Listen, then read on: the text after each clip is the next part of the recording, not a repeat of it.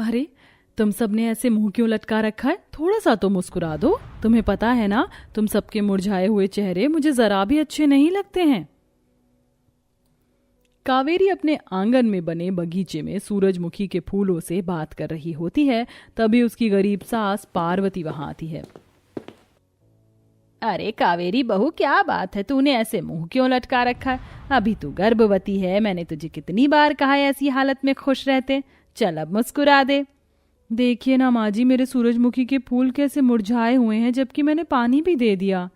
अरे बहू, ये सूरजमुखी के फूल सबसे अलग होते हैं। ये पानी डालने से नहीं खिलते हैं। इनकी जान सूरज की धूप होती है। जब सूरज उगता है तो ये खिलते हैं, और जब सूरज डूब जाता है तो ये भी मुरझा जाते हैं। माँ जी, मेरे इन सूरजमुखी फूलों और सूरज का नाता बिल्कुल गंगा मैया और जमुना जी के जैसा है।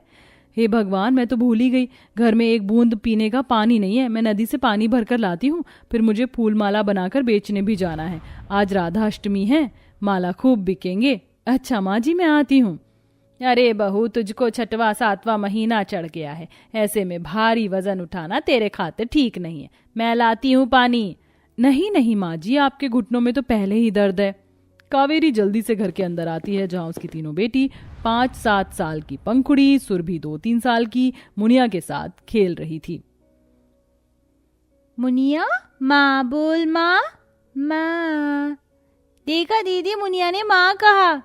हाँ पंखुड़ी, हमारी मुनिया बोलने लगी है। अब हम दोनों बहनें धीरे धीरे इसका दूध छुड़वा देंगे, क्योंकि हमारा नया बाबू आने वाला है ना, तो मम्मी का दूध वो भी तो पिएगा। तब तक हम मुनिया को रोटी खिलाने लग जाएंगे। दीदी, हम मुनिया को रोटी क्यों खिलाएंगे? इसके ऊपर का दूध पिला देंगे। पंखुड़ी, तुझे पता है पिताजी कमाते नहीं है। माँ कितनी मुश्किल से फूल बेचकर हम सबका पेट भरवाती है। अलग से दूध के लिए पैसे कहाँ से लाएंगे? अपनी छोटी छोटी बेटियों में इतनी समझदारी वाली बात सुनकर कावेरी का दिल भर आता है। जिस दिन से कावेरी बहू बनकर आई थी, उसने कभी कोई खुशी नहीं देखी, क्योंकि उसके पति रमेश ने कभी भी उसका कोई अरमान पूरा नहीं किया। शुरुआत में तो वह केवल काम चोर ही था, लेकिन धीरे धीरे उसको शराब पीने और जुआ खेलने की बुरी लत लग गई। इसके बाद भी कावेरी ने अपना घर उसके साथ में बसा लिया और गुजरते वक्त के साथ 3 बेटियों की मां बन गई। लड़के की इच्छा में वह 4थी बार गर्भवती है। गागर लेकर वह गंगा नदी पर आकर सर को झुकाकर प्रणाम करती है। हे गंगा मैया, आपको कोटि कोटि प्रणाम। मुझ गरीब बहू का प्रणाम स्वीकार कीजिए। तभी उसकी नजर नदी के कूड़े कचरे में जाती है। अरे नहीं, आज फिर नदी में कितना कूड़ा करकट है। जाने ये गांव वाले कब सुधरेंगे। बार बार ये सब गंगा जी के पावन पानी को गंदा कर देते हैं। कोई बात नहीं, गंगा मैया आप चिंता मत कीजिए। आपकी ये बेटी गंगा को मैला नहीं होने देगी। नदी में उफनते पानी को देखकर भी कावेरी नदी में उतरकर सारा कूड़ा करकट साफ कर देती है और पानी भरकर धन्यवाद देती है। धन्यवाद गंगा माँ इस पानी के लिए। अब मैं चलती हूँ। घर लौटकर कावेरी बगीचे के सूरजमुखी के फूलों को खिला हुआ देखकर खुश हो जाती है और उनकी सुंदर सुंदर माला बनाकर मंदिर के बाहर बैठकर बेचने लगती है। फूल माला ले लो, फूल माला, सूरजमुखी फूलों वाली सुंदर सुंदर माला। तभी 2 औरतें माला खरीदने आती हैं। अरे ओ फूल वाली, जरा मुझको भी 2 माला देना और 20 रुपए के खुले फूल देना। और 2 फूल माला मुझको भी देना और 20 रुपए के खुले फूल भी डाल देना। जी अभी देती हूँ। ये लीजिए माला और ये फूल।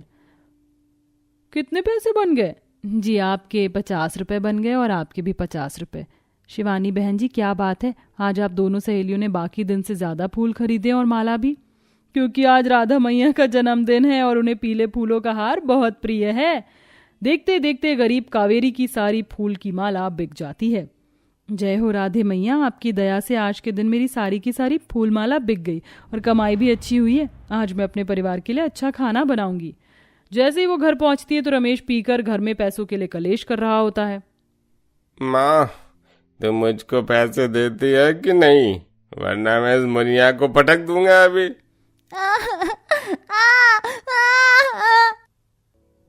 जैसे ही कावेरी मुनिया को ऊपर उठाया देखती है तो रोने लगती है। अरे ये क्या कर रहे हो, वो तुम्हारी अपनी बेटी है। माँ जी ने कही है ना, माँ जी। अरे कब से बोल रही हूँ बहू, ये आज फिर पी कर आ गया और ड्रामा कर रहा है। चल कावेरी, पैसा दे, मुझको दारू चाहिए, नहीं तो मैं सच कहता हूँ इस आफत की पिटारी को मैं जमीन पे पटक दूंगा। नहीं नहीं नहीं, ऐसा मत करना। ले लो सारे पैसे, तुम ही ले लो, बस मेरी बेटी मुझे दे दो। पैसे छीनकर रमेश दारू पीने चला जाता है। वो रात पूरे परिवार का भूखी ही गुजरता है। कावेरी सारी रात अपने सूरजमुखी के बगीचे में बैठकर रोती बिलखती है। जाने ये गरीबी और दुख दर्द मेरी जिंदगी में से कब खत्म होंगे, कब मेरे घर परिवार में सुख शांति खुशी आएगी। कभी कभी तो ऐसा दिल करता है। अपना जो दुख कावेरी फूलों से कहती है, वही गम अगले दिन नदी पर आकर भी बांटती है।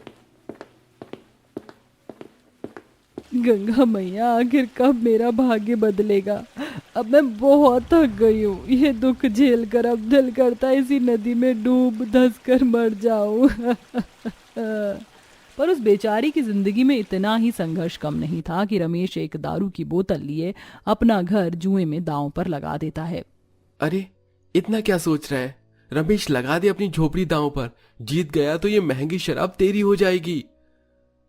ठीक है, मैं अपने घर को दांव पर लगाता हूँ। तू तो हार गया रमेश। थोड़ी देर में रघु आकर सास बहू का घर खाली करने को बोलता है। चलो जल्दी से घर खाली करो। अरे ओ रघु, आज तूने दिन दहाड़े चढ़ा ली क्या, या फिर सठी आ गया है? ये हमारा घर है, हम क्यों अपना घर खाली करें? अबे ओ बुढ़िया, तेरा बेटा जुए में हार गया घर, समझ गई? चलो चलो निकलो यहाँ से। रघु धक्के मारकर उन्हें घर में से निकाल देता है। सबकी आंखों में आंसू थे। माँ, माँ, अब हम सब कहाँ रहेंगे? पिताजी बहुत बुरे आदमी है, उन्होंने घर भेज दिया माँ। अब हमको गरीबों की तरह रोड पर रहना पड़ेगा। यह सुनकर गरीब बेबस बहू की आंखों से आंसू डबडबा जाता है। रो नहीं मेरे बच्चों, तुम्हारी माँ है ना, मैं कोई ना कोई इंतजाम कर लूंगी। फिलहाल अभी नदी पर चलते हैं, वहां थोड़ी ठंडी हवा बह रही होगी। निराश बेघर होकर सब नदी पर आकर बैठ जाते हैं और सब थोड़ा थोड़ा पानी पीते हैं। लेकिन कावेरी को उसके सूरजमुखी के बगीचे की याद आ रही होती है। मेरा सूरजमुखी का बगीचा मुझसे अलग हो गया। काश मैं उन्हें देख पाती। माँ, मुझको प्यास लगी, मैं नदी में से पानी पी लूं? हाँ पी लो, मगर संभाल कर।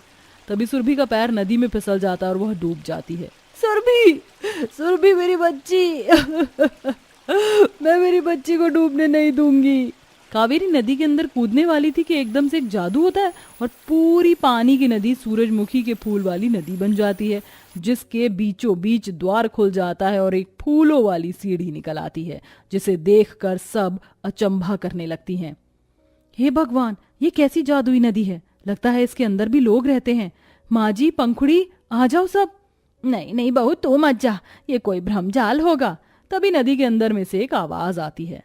डरो नहीं, इस नदी के अंदर एक बहुत सुंदर गांव बसा हुआ है, आ जाओ। सब एक एक करके नदी के अंदर आते हैं, जहां जादुई सूरजमुखी फूल गांव बसा हुआ था, जिसे देखकर वो सब ताज्जुब करने लगते हैं। माँ, ये कैसा जादू का गांव है? यहाँ तो सब कुछ सूरजमुखी के फूलों से बना हुआ है। कावेरी और पार्वती आंखें भरकर जादुई सूरजमुखी के फूलों का गांव देखने लगती हैं, जहां सूरजमुखी के फूलों वाले सुंदर सुंदर महल जैसे घर बने हुए थे। पूरी की पूरी सड़क पर सूरजमुखी के फूल ही फूल बिछे हुए थे। गाड़ियां, पेड़ पौधे, सब जगह वही फूल थे और सबने सूरजमुखी के फूलों वाले ही कपड़े पहने हुए थे। फूलों पर चारों तरफ तितलियां और भंवरे मंडरा रहे थे। तभी एक भंवरा और तितली आपस में बात करते हैं। अरे ओ चिकनी चमेली तितली, तुझे क्या है? जहाँ मैं जाता हूँ वहीं चली जाती है। ये फूलों का बाग तेरा है क्या? मैंने कब कहा? ये सूरजमुखी फूलों का बगीचा तो मेरे भंवरे राजा जी का है। ज्यादा मक्खन नहीं लगाओ हमको, वरना ऐसा डंक मारेंगे कि जाके वहाँ छितरा जाओगी। यह सुनकर तितली उड़ जाती है और उन दोनों की मधुर मधुर बात सुनकर गरीब परिवार वालों का चेहरा खिलखिला सा जाता है। मम्मा, ये सूरजमुखी का फूल वाला गांव तो अपने आप में कितना सुंदर और अनोखा है। अब हम इसी में रहेंगे क्या? नहीं पंखुड़ी बिटिया, हम इस जादुई गांव में गलती से आ गए हैं, हम यहाँ नहीं रह सकते। तभी एक भविष्यवाणी होती है। नहीं कावेरी, ये जादुई सूरजमुखी का फूलों का गांव तुम सबका है। अरे ओ आलसी फूलो, मेहमान का स्वागत करो भाई। तभी गांव के आसमान से जादुई सूरजमुखी के फूलों की बारिश बरसाते हुए उनका स्वागत करती है। हमारे जादुई गांव में तुम्हारे परिवार का स्वागत है।